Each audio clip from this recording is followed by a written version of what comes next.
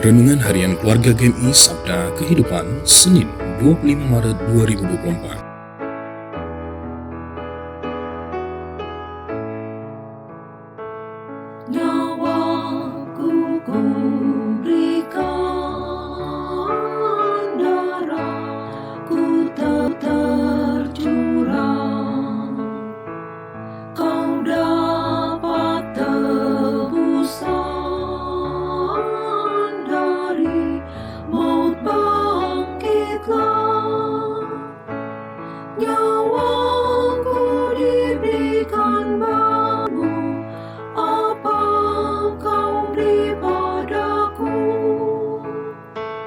Nyawaku diberikan bagimu, apa kau beri padaku? Shalom dan selamat pagi Bapak Ibu Saudara yang terkasih dalam Kristus Yesus. Kita akan mendengarkan kebenaran firman Tuhan. Mari kita bersatu dalam doa. Ya Bapa yang baik, Bapa yang kami sembah, kami datang ke dalam hadirat-Mu di pagi ini sebagai rasa syukur kami akan kebaikan-Mu dalam kehidupan kami. Kami memuji dan mendengarkan kebenaran firman-Mu. Berbicaralah kepada kami, karena kami siap mendengarkan. Dalam nama Kristus Yesus kami berdoa. Amin. Tema kita hari ini adalah menjadi perabot rumah yang siap dipakai Allah.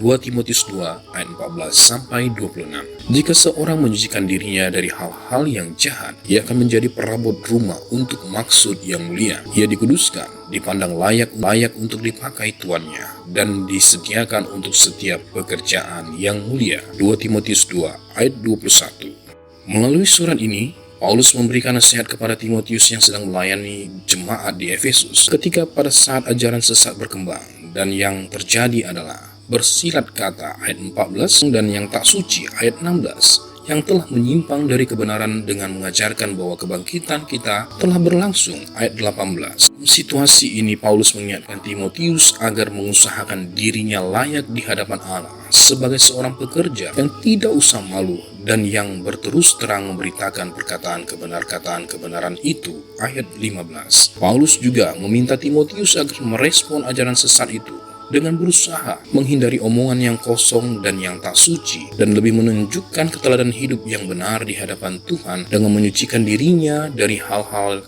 yang jahat, sabar, menghindari pertengkaran, dan menjadi perabot rumah untuk maksud yang mulia. Ia dikuduskan, dipandang layak untuk dipakai tuannya, dan disediakan untuk setiap pekerjaan yang mulia. Ayat 21. Pada masa ini, ajaran sesat terus berkembang. Ajaran sesat tidak hanya bicara tentang doktrin-doktrin gereja, seperti pemahaman Tritunggal atau Dwi Tunggal, tetapi dalam keseharian seperti harus memilih antara iman dan kebutuhan hidup di tengah-tengah kesulitan perekonomian yang dialami. Mungkin sebagian orang berkata, tidak mengapa kalau kita mengubah batu menjadi roti, mengubah yang bukan makanan kita menjadi makanan kita. Tuhan pasti ngerti kok. Sebagai pekerja Allah, kita harus senantiasa menghindari sikap yang seperti ini agar kita dapat menjadi perabot rumah untuk pekerjaan yang mulia, perabot rumah yang selalu dibersihkan dari noda-noda kenajisan, ketidaktaatan, hawa nafsu, pertengkaran, dan lain-lain. Ketika kita sedang sangat haus, lalu ada 2 gelas yang tersedia, 1 gelas kaca biasa, dan 1 lagi gelas dari kristal. Akan tetapi gelas yang dari kristal kotor dan gelas dari kaca biasa dalam keadaan bersih. Manakah yang akan Anda gunakan untuk minum? Tentu gelas yang bersih, bukan? Walaupun itu hanya dari gelas kaca biasa. Karena itu dengan semangat masa lain ini, marilah kita senantiasa bersih-bersih diri agar kita senantiasa menjadi perabot rumah yang siap dipakai Allah bagi kemuliaannya.